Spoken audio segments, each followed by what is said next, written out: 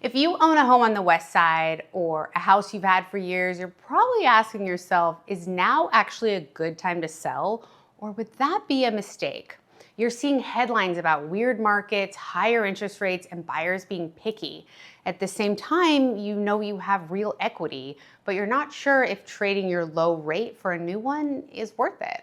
So how do you make that call? I'm Keri White, real estate agent in beautiful Los Angeles, and on this channel, I share data-driven insights and real stories from the field so you can make informed decisions, whether you're buying, selling, or just keeping a close eye on the market. If you've been sitting on the fence about selling, hit subscribe and send this to a friend who keeps saying, we'll figure it out next year. In this video, I'm not going to tell you yes or no in the abstract. Instead, we're going to walk through real scenarios. Someone who sold and turned their old home into a strong rental while buying the house that actually fit their life. Someone who could have done the same but chose not to be a landlord and kept things simple. And someone who decided not to sell yet but did that on purpose with a clear plan. By the end, my goal is that you'll hear pieces of your own story and theirs and know what questions to ask before you make a move. Let's start with a story that's very close to home.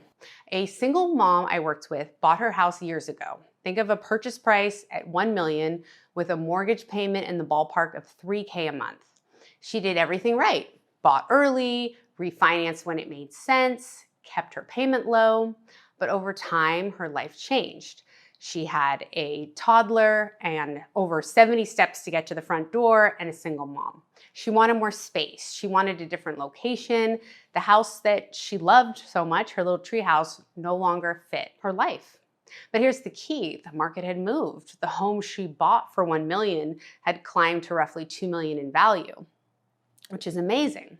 We sat down and looked at our options. Stay put, keep the low payment, stay in the same house and accept the limitations, sell and buy the next home, take all your equity, roll it into a new purchase, or rent out your current home and buy the new one. So you keep it as an investment, as rental income. So we ran these numbers and she actually decided to wait a year. Stay put.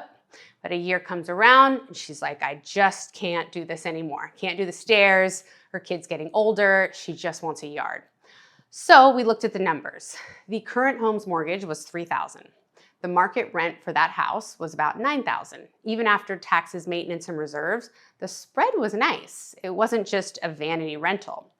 So she'd already identified a new home she loved in another location around the same price that her house was currently worth, about 1.8, and that actually fit her lifestyle. A big yard, a pool, easier to get to school.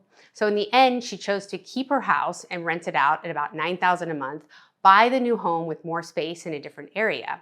And for her, she didn't have to trade her low payment, but she was able to keep her new monthly payment lower because of the income she was making from her old house. It was a no-brainer. It was like, no way you should sell this home. But again, that has to do with the person's personal finances. Not everybody has the ability to buy another home without selling their current home. Maybe the lender won't approve you for that. So everybody's situation is so different. But when you have a strong income producing asset and a home that she's genuinely happy living in today, that's such a huge win. So for her, it wasn't about selling. Is this the right move for everybody? Absolutely not.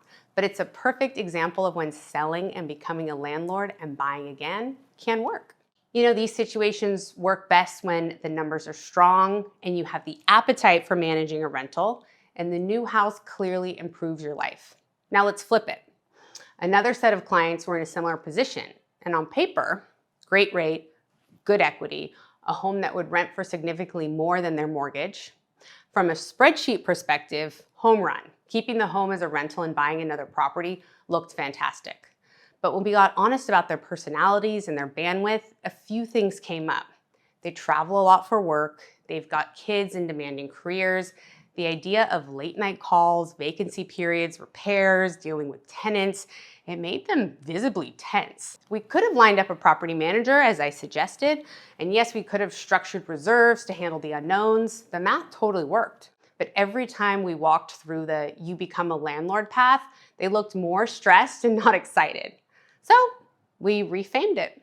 So they decided to sell their home and buy another one, and they took that hard-earned equity, put it into their new house, and made their new monthly payment a little bit more comfortable than they could have if they kept the rental. On paper, they could have squeezed more out of keeping the old home, but in real life, they chose simplicity and sleep over maximum yield. And for their personalities, that was absolutely the right call. The third story is just as important because not everybody should sell right now. I had an owner who wanted to move back east. No real motivation, no real time frame, just, yes, I want to move sometime soon. So what did we do? We looked at the numbers, we looked at the gain, we looked at what townhomes had done over the last 5 years, 3 years, 1 year. We said, hey, well, if I wait a year, I'll be in the same position I am now, probably not a lot more gain, and maybe it's time I just start the next chapter of my life. His property he bought for 1.5 in 2012, and we're selling it for 2.1. So the appreciation is not as strong as it was for single family homes, but that's a good asset. So he's decided to sell. So is it a good time to sell? And looking at these 3 stories, you can see the pattern. For some people, selling and renting out the old home while buying the next one makes total sense when the numbers are strong and lifestyle supports it. And for others, selling and rolling equity into a single well-chosen home is the best way to balance money and sanity. And for some, the smartest move is just make a move now. So instead of asking, is now a good time to sell in Los Angeles? In general, a better question is, given my rate, my equity, my tolerance for being a landlord, and my lifestyle, what does a smart move actually look like for me? If you're a homeowner who feels underwhelmed by appreciation, or a Westside homeowner sitting on a lot of equity but nervous about trading your low rate for a new one, you don't need another headline. You need to see your options clearly. If you reach out, I'll put together my Move, Stay, Hold playbook specifically for your situation.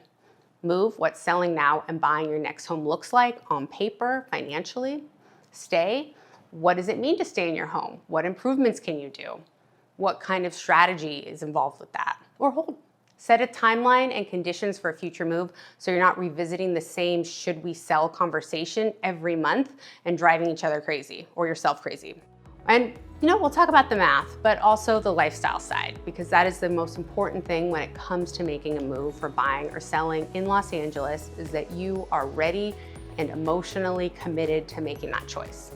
If you want more real estate stories and strategy like this, whether you're buying, selling, or just understanding what's going on, subscribe to KeriTV so you don't have to figure it out alone.